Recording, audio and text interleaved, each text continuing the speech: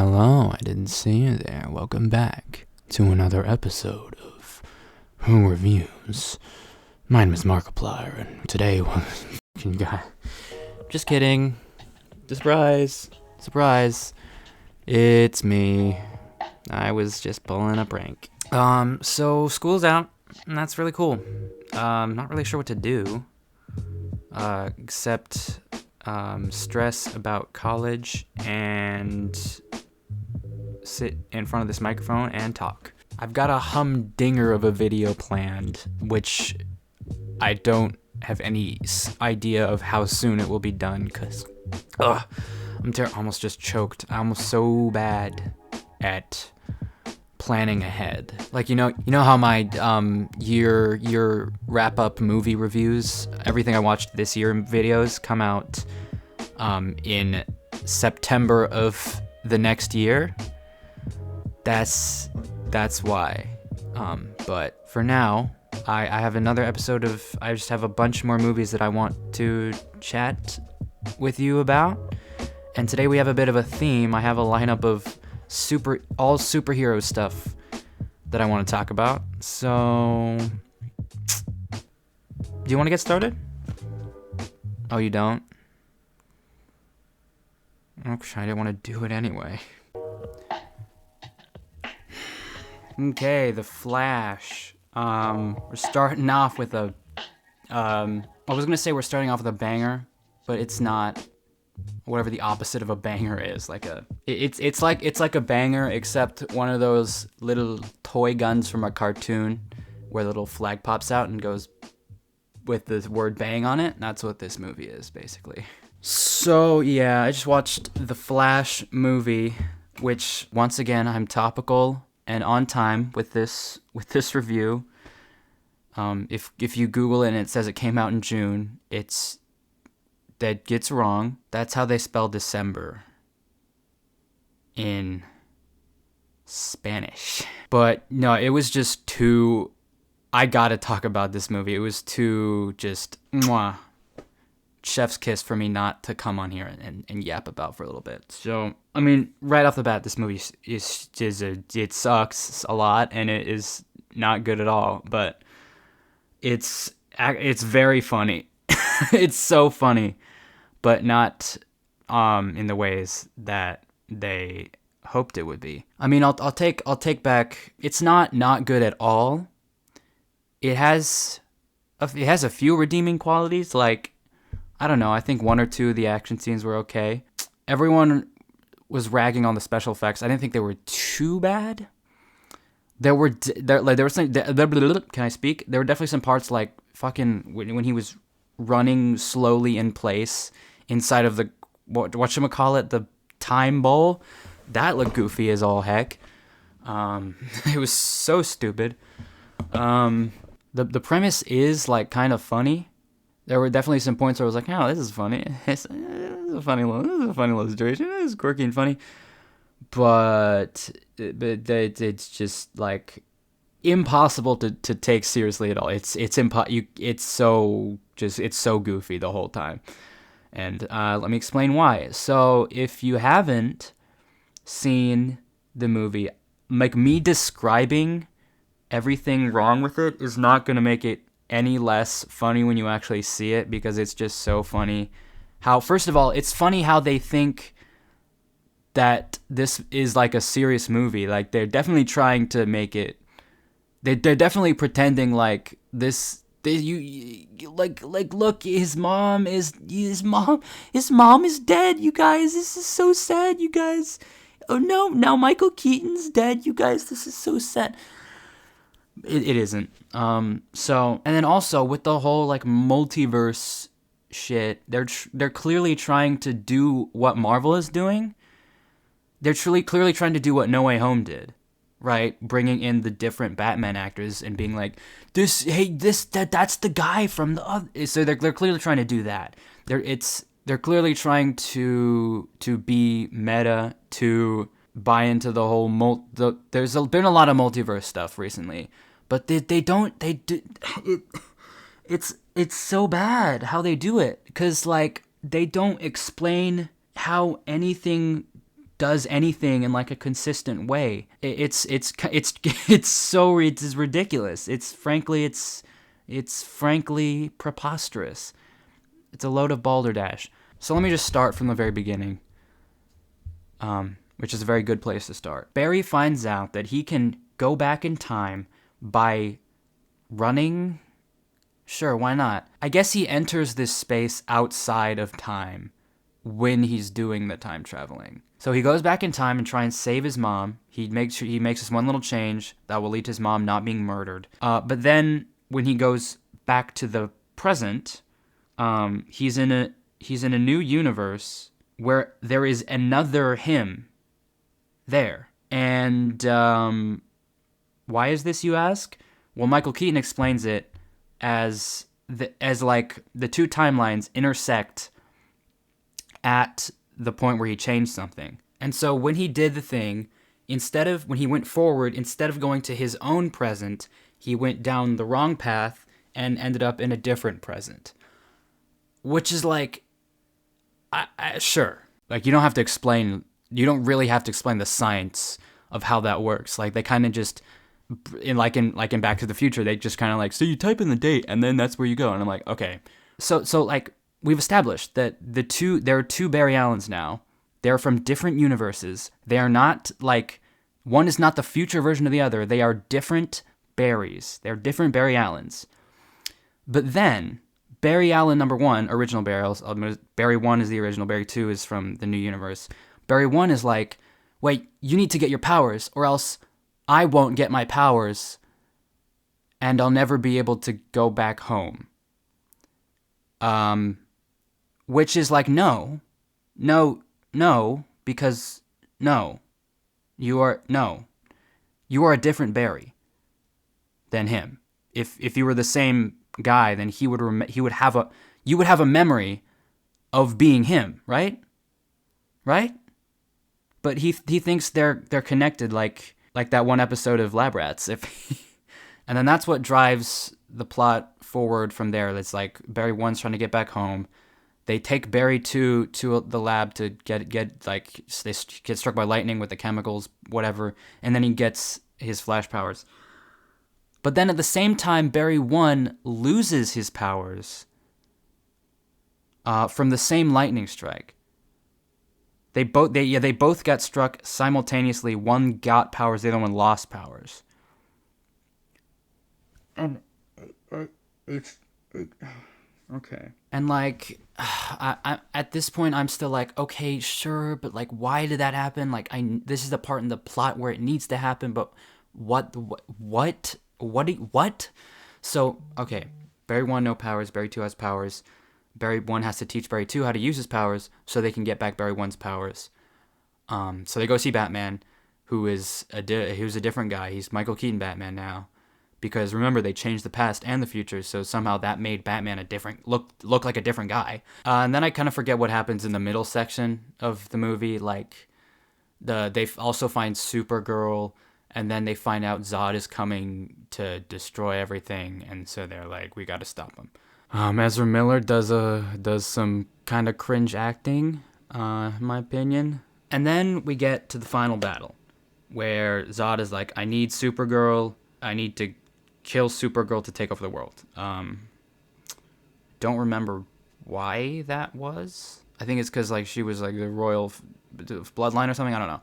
But so they don't want him to kill Supergirl, but he ends up doing it. And so like, we need to go back in time to the first Thanksgiving to get turkeys off the menu. No, we need to go back in time and stop that from happening. So they do, but then it happens again. And that's when Barry 1 is like, we can never stop it from happening.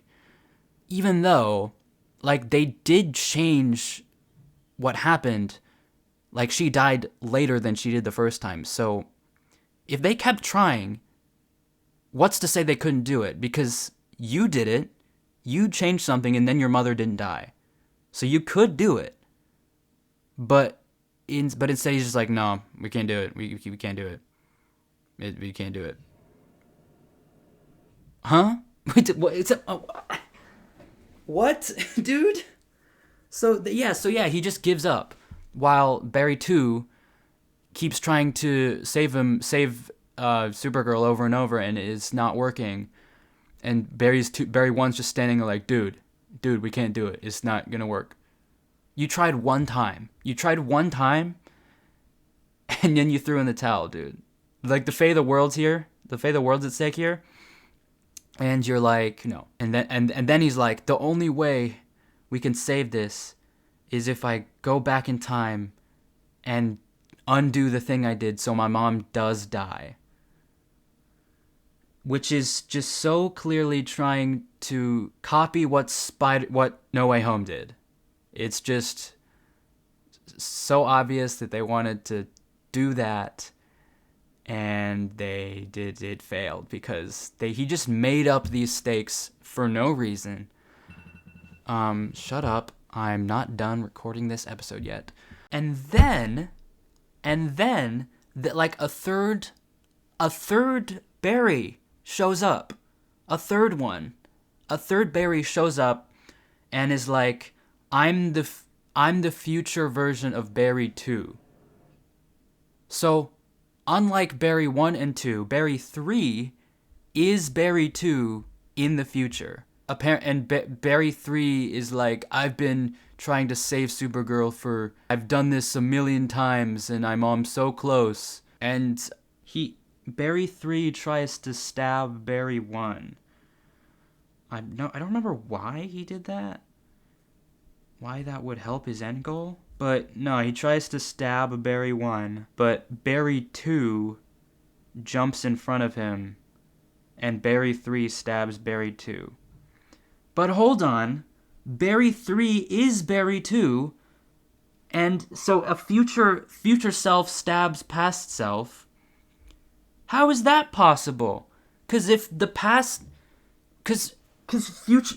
I mean, I get what they're going for. It's because, like, if Barry 2 never existed, then Barry 1... If Barry 2 doesn't exist, then Barry 3 could never exist. But then it's like... Barry 3 would have a memory of being Barry 2, unlike Barry 1 and 2. So he wouldn't have done that. He wouldn't have jumped in front of the blade. He wouldn't have done that. Like, the future self should know everything that the past self is going to do. So how could past self possibly, like, trick future self? That did... But obviously it's a paradox. But it makes even less sense than, like, the grandfather paradox. Because, like... So anyway. So then, Barry 1 goes back in time. Undoes the thing. So his mom is gonna die. But then the fucking most confusing part is that he changes something else. So then his father doesn't get found guilty of killing his mom. Because that was the other thing, is his dad got put in jail because the cops thought he killed the mom. So he changes something else so that doesn't happen. So it's like you created another universe. I thought you were going back in time to undo that. So I thought you learned that messing with the flow of time was bad, but obviously not, because you changed something else. What? I don't understand. So then the movie is just gonna happen again. Like he goes to see Batman, and it's George Clooney now. It's another different Batman. So I don't understand. I don't get it. What? So yeah, movie doesn't make any sense. I just need to get that out of my system. 5 out of 10.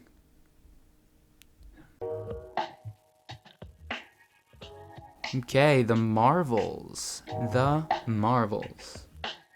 You're gonna make me lose my marbles! The latest film, the latest release from Marvel Studios, which I don't think people like. Let me just look, because Marvel's been just getting dogged on, because no one likes Marvel anymore. But it was very cool, and I'm gonna maintain my position that I am still excited about where the MCU is going. I'm very excited for the big the big everyone, like the Avengers assemble moment. I'm excited for that, but with the kind of new generation of heroes.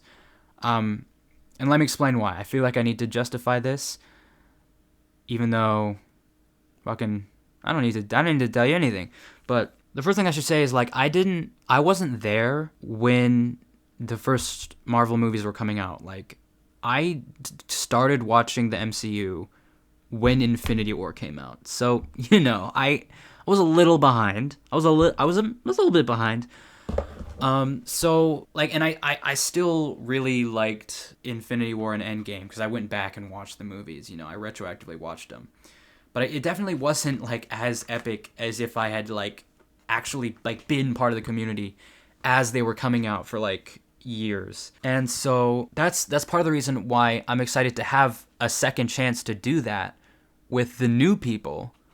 Shang-Chi, Miss Marvel, Kate Bishop, America Chavez, She-Hulk, if she ever shows up in another Marvel thing, and then it's also like Phase 4 and 5 have been all about the old generation of Marvel superheroes passing the torch down to a new generation, which is so it's like, and that really speaks to me, not like both because I am a new generation of Marvel watcher, but like I am the youth. I am the youth. I am the youth, and that's it. It's like they're making it for me now. It's like everyone was adults, but now it's for me. You had Hawkeye. You had Hawkeye teaching Kate Bishop. You had Captain Marvel teaching Miss Marvel. You had Ant-Man teaching Cassie. You had Doctor Strange teaching. It's like I love it. I love this. I love what is happening here. I'm picturing like the teenage Avengers assembling, and I for one can't wait. It's just very poetic how the transition that's happening is. I mean, I guess I'm not including Shang-Chi and like the Eternals in that. I completely forgot about those motherfuckers. Have they appeared in anything since the Eternals movie 2 years ago? Man, that was just an embarrassing movie. But so anyway, that's why I still like Marvel, and that's why I like this movie. Not only because it is a funny movie, it's entertaining. There's good action sequences. I'll say this about like the concept of the movie, that the three Marvels, Captain Marvel, Miss Marvel, and Monica Rambeau. I don't think she has a superhero name, but those three, they all have light-based powers, and something happens that when they use the powers, they switch places, which is just inherently funny for that to happen. Like you're in the middle of a fight and you switch places with someone, and they definitely made the most of that premise, and it was really entertaining to watch. It was also just like funny. There was good jokes in there. The bar where everyone was getting eaten by cats, that was really funny. And just like the actresses, I should say, are good actresses, and I liked how they portrayed their characters, especially Imani. Shit, I don't remember Iman Vellani. I really liked her. I really like her. So just like from the perspective of it being a Marvel movie, it definitely passed the bar on that. The logic of it falls apart the second you start to think about it. Like, you cannot think about it for a second. Like, the villain's plan is to steal resources from other planets because their planet is dying because of something Captain Marvel did. I don't know. And so she like does that. She steals like the atmosphere from one planet. She steals the ocean from another planet. And then she tries to steal the sun from our solar system, which is like how you're going to suck the sun through a wormhole. Sure. Like, you're going to suck the gas through the wormhole and then it's going to like reassemble into a sun on the other side.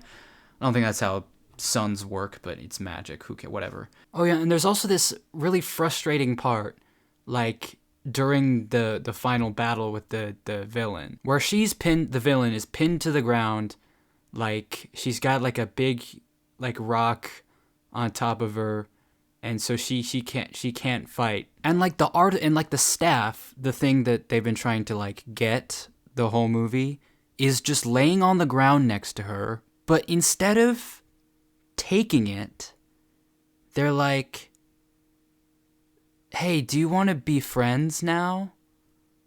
Do you trust us now? Why don't we why don't we talk this out? So let me like lift the rock off of you, and then we can talk this out." And then shocker, she kicks him, grabs the staff, and then completes the evil plan. And so that was 100% on you. So I don't feel bad that happened. But then when they defeat the villain, they're like, "We gotta close the wormhole, or else the universe is gonna explode," or something. And they're like, they immediately know the way we do that is to shoot energy at it. Sure. So like they shoot energy into Monica. She has an energy absorption power that she never used prior to this scene, but she absorbs energy, flies out to the thing, shoots energy at the crack, but then is like, "But I need to be on the other side for it to work." Why? I don't know. You're just dumping this on us now. I guess you did all the calculations and you figured out that's you needed to shoot energy at it. It's like energy goes that way. That's basically what it is. So that happens, and then then the movie basically ends. They forget about the fact that a planet lost its ocean, and that those people are probably gonna die. Oh, and also the planet with no atmosphere. Those people are definitely dead. So that was kind of weird. But I like the idea of the movie, action-wise and also like story-wise, where they took Kamala's character, she's sort of like what Spider-Man is to Iron Man, right? She's what Peter Parker is to Tony Stark. Now, does that mean Captain Marvel's gonna die? I don't know. But I don't know. She's definitely on the rise. Hopefully Kamala Khan and Peter Parker are gonna meet up and be like, "Oh, we're using our made-up names. Then I'm Ms. Marvel." Yeah. So I forget. I lost my train of thought. So I guess I'll just start the sentence over. So they took the three main characters, smushed them together into a team, and didn't explore them as much as they probably could have. Who is blowing up my... Is that a reminder? Hold on. Goodbye. So yeah, they didn't explore them as much as they probably could have. But as it is, I know Captain Marvel like more than I did from her solo movie, which I feel like was just badass girl boss the whole time. I liked Captain Marvel, but it wasn't as character driven as it probably should have been. Because the dynamic is quite interesting. There's like the boss, person who looked up to her but has grown up, and then child who looks up to her currently. And the dynamic that they have between each other is quite interesting. The special effects, they got a little bit goofy, but I don't care. I don't care about that. I really don't. They kept it funny, they kept it entertaining, and then they really stuck the landing. They end it with like hinting at the Teenage Avengers. Yeah, it was a good time. It was a very good time. So, and I'm giving the Marvels a 7 out of 10. And finally, we have Loki Season 2. Now, was I a fan of Loki Season 1? I thought it was an extremely interesting concept, but they just stretched it out a little bit too long, I think. There was just far too much explaining stuff, and if it was like shorter, maybe it was just a movie, who knows, maybe I would have been more interested in it, but it nonetheless was a gripping concept, interesting character with a past just littered with just roller coaster of just up and downs. That's what a fucking roller coaster is, man. Nice. Roller coaster of up and downs. Last season was a pretty good cliffhanger, and I don't know, I saw Ki Wei Kwan was in. I'm like, okay, this should be at least entertaining. So let's get into it. Okay, so this is me talking about episodes 1 and 2. I watched them both because I forgot I was doing this review thing. I'm not gonna lie, so far I am actually very hooked. It does fall victim to the like just yada yada ya-ing all this like time dimension bullshit that just like, okay man, okay cool, get the like plot device out of the way, just keep it just it was a lot of yapping, but just explain the plot device so we can get into the actual story. Now I talked about Ant-Man 3 earlier, and that movie was like good, and like the thing they were setting up with Kang the Conqueror and all the multiverses, I was like, this is okay, this is going somewhere. And this seems like it is doing a good job of building up to like the big confrontation that's going to happen inevitably. I'm also like, I'm still really loving like the interplay between Tom Hiddleston and Owen Wilson. It's just really funny just them being in the same room together. I love watching that. And also like the period, sort of the scenes where they're like going back in time to like what, the 1920s. Those parts are really good, like the like set and costumes and stuff.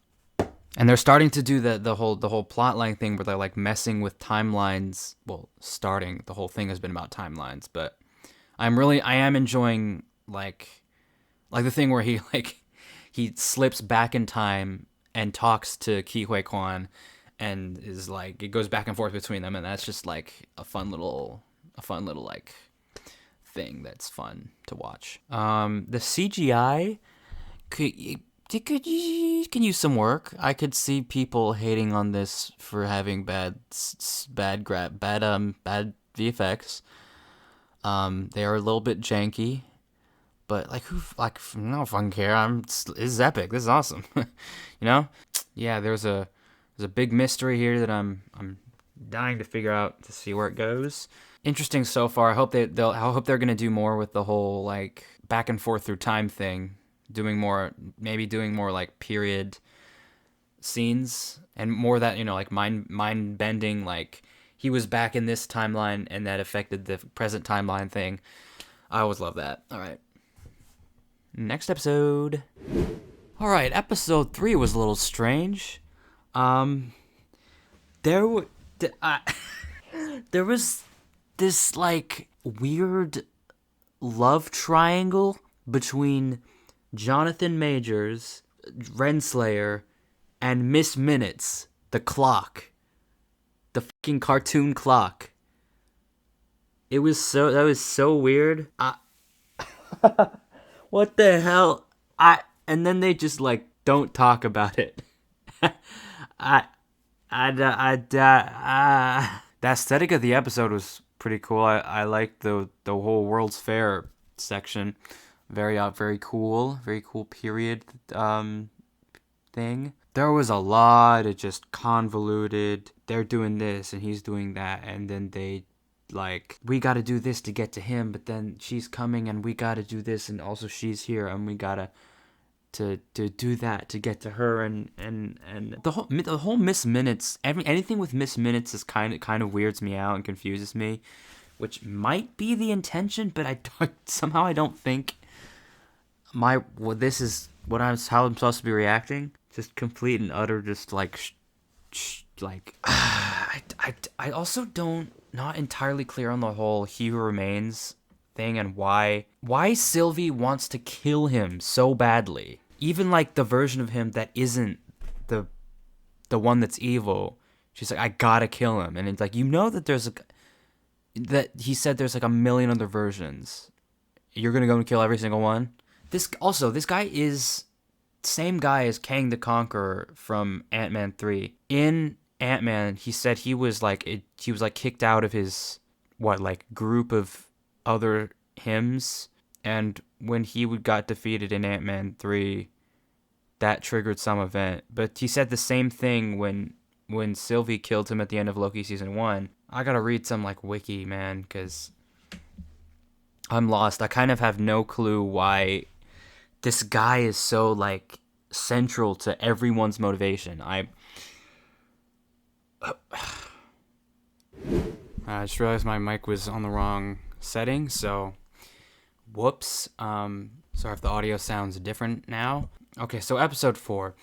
This show is starting to devolve into scene after scene of just this frustrating like thing of characters debating this what they should do. Should we do this? Should we do that? But it's like nobody's viewpoint is changing from scene to scene. They're just arguing. Next scene, arguing about the same thing. It's at least what it feels like to me. It's like Sylvie and Loki just arguing like we should set all the timelines free and let them do whatever they want versus we need to save the TVA and the TVA will restore order. But it's like no one's hearing each other. I don't see what's productive about these scenes where they're debating each other because nobody. It's all very it's very frustrating. It's like they're talking about two completely different things. Like when Renslayer shows up and says she's trying to take over the TVA, I am the only one who can save this place. And we cut back to Loki, and it's like Renslayer is trying to destroy this place. We have to save this place. It's like what you guys need to. It's like the characters in the show aren't watching the show, so nobody has any idea. God. Okay, so I just watched through until the last episode because it was surprisingly very it hooked me. I didn't feel like pausing, talking about it, and then I had to know what happened in the next episode. So I mean I will give the show props for that. It actually got very like damn at the end. Initially I didn't like how like slow this show seemed to move. I mean, mostly because that's just the nature of these kinds of things where I don't know if it just feels this way, but I feel like everyone pauses, takes much longer pauses between lines in these shows than in the movies. There is a certain amount of that feels like it's just to pad the runtime to make the episode longer. But for this show, I actually felt like the slower pacing actually makes a lot more sense for this. Because there's a lot that needs to... There's a lot of build-up to what Loki does at the end. I'm not going to spoil it. I feel like I'm not going to say it. But of course, if you're not like caught up with how all the time stuff works... you're probably gonna just be more confused at the end than anything else. And I don't entirely understand like what the temporal loom is and how it is. Like the whole thing with assigning such an intangible concept like the flow of time, and then saying that so we control time with this machine. It's like, well, what, huh? That there is kind of an issue in doing that. I don't know. It laid out enough of the pieces for me to like understand Loki's what he did at the end and why it mattered. I mean, I will say on the side of negatives, I gotta say, visual effects are a bit goofy. The whole spaghettification thing, a little bit goofy. I'm not holding that against the show as like what it is. Because I don't like harping on bad visual effects because, like, as long as you show me something and understand what it is, then, like, who fucking gives a shit if it looks a little bit poorly rendered? Like, I couldn't do any better than that. Unless it's, like, really poorly rendered. Unless it's, like, Life's a Jungle levels of poor visual effects. But that's rarely ever the case when I see people complaining about, like, I forget if I already talked about this earlier, but in like Ant-Man 3, when everyone was saying, these fucking visual effects suck, and I'm like, I just could not understand what people were getting so ruffled, their feathers ruffled about, because it looks fine. Does it look perfect, super realistic? Yeah, sure, you can tell there's a green screen here, you can tell there's artificial lighting, but did you still understand what was happening in the scene? Right? I feel like some people are just too nitpicky about that, but that's just my opinion. The whole crux of the disagreement between Loki and Sylvie was like, it got very frustrating because she was saying like, you want to save the temporal loom and preserve the sacred timeline, but that takes away everyone's freedom. And I'm like, are you like listening? Because if he doesn't do that, do you not get the fact that everyone will die? What part of everyone dies is not getting through to your skull? Because if everyone's dead, they don't get freedom of choice. So like, what the fuck are you talking about? It just seemed like their like relationship, their disagreement that is the driving force of what Loki does would work better if like there wasn't actually the whole world at stake or all of time and space at stake. Because like, wait, this is not just like a matter of morals, dude. Like, this is literally what we have to do to save the world. And if you just like, I don't know. I don't even know how to critique the logic of some of the things because I feel like they just yada yada yada blah blah blah a lot of stuff that I feel like there was room to make the stakes make a lot more sense. But as it stands, I understand it if I was like struggling to be like, okay, wait, why are they doing this? Why does this matter? Because they're spending time in this building that just looks like an office building. So half the time I forget what the stakes are, but it pulled through at the end, I think. But then another thing is like they don't explain how Loki, like, because if he left the timeline in Avengers with the Tesseract, but in Avengers Endgame, like the future was still the same. So Loki still must have gotten there. Well, I guess either that. I guess Loki never does go back to the timeline he was in, and then that timeline just goes to shit. Because I guess the explanation they gave in Endgame was going back to the past doesn't affect the future. So Loki was still in. There's still a Loki in the timeline in the main Endgame timeline, but then in the timeline they went back to in Endgame, where Loki ran away with the Tesseract. I guess that timeline just went to shit, and they never address it. Yeah, at the end I was like, there's no way that's it. There's no way, but I think it's worth it to watch. I think it's worth it to watch. I think it was worth it for me to watch this. So yeah, I'm giving Loki season 2 8 out of 10. I'm giving Loki season 2 an 8 out of 10. 8 out of 10. 8 out of 10. 8 out of 10. 8 out of 10. 8 out of 10. 8 out of 10. 8 out of 10. Why am I repeating that? I don't know. So, just a quick update. Apparently, Marvel has dropped He Who Remains for being a stinky poo-poo head. So, maybe that's why Silly wanted to kill him so bad. He knew something was off.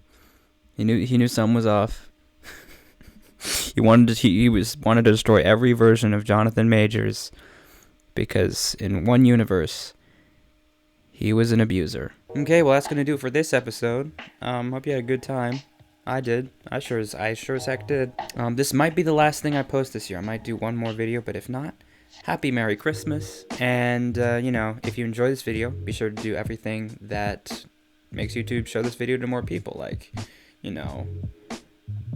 I can't think of anything, but there's some buttons, and you'll figure it out.